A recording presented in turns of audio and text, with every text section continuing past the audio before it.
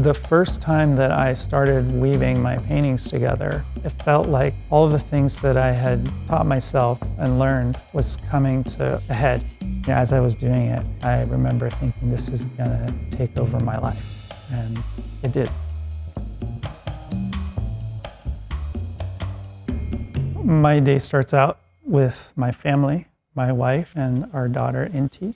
We have breakfast, and I take Inti to school, and then I'll bike to my studio in West Oakland. I turn on some music. Oh, this is a good one. I will go over the things that need to be done. We're just feeling it out right now. Painting is a lot about experimentation, trial and error, seeing what works for you as a painter. I'll take it and cut it into strips and weave it. With what? I don't know.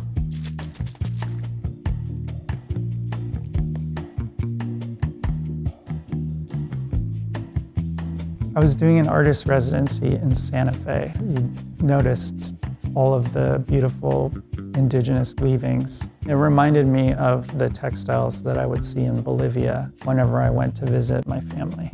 Got me thinking maybe I could create my own textile using this material, and I tried it. When I did these, I started thinking how I could incorporate my own painting into this process. Like, here's Bolivia. Okay, so my parents are from Oruro. So you can see all these different textile regions. Here's an example of a pattern that I've drawn direct inspiration from in some of my works.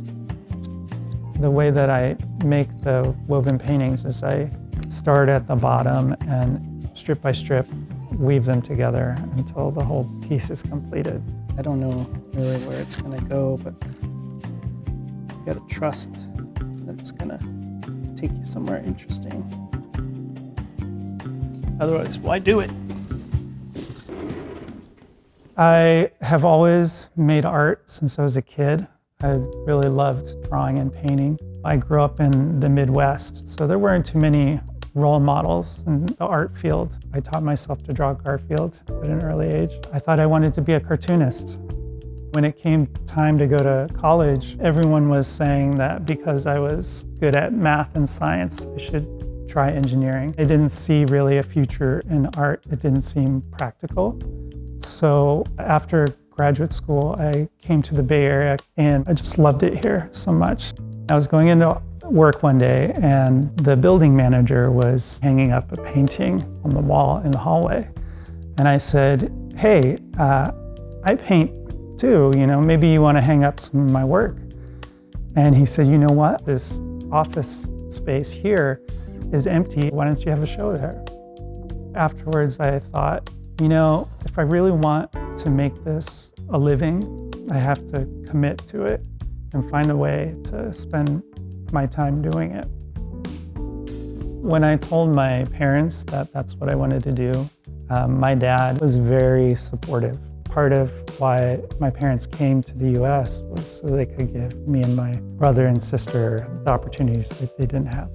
This is my daughter, Inti. She was the inspiration for the painting at the De Young. And she made this painting that she then, in preschool, my wife and I named our daughter Inti after the Quechua word for sun. The sun plays a very pivotal role in Andean cosmology.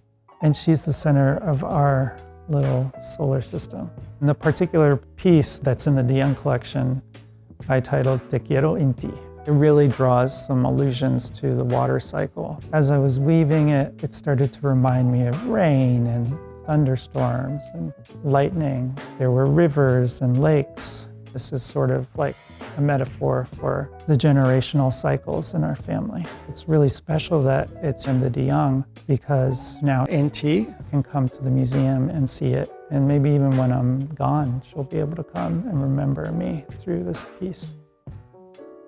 Not only am I an engineer, but I'm also an artist. Whereas in the past, I didn't feel totally like I could be an abstract painter or that I couldn't, reference my Latinidad. But now with this way that I make work, I can address both or none. It gives me more freedom. So I'm taking these sort of two sides of who I am and bringing them together in this sort of productive confrontation. And when they exist side by side, some interesting things happen.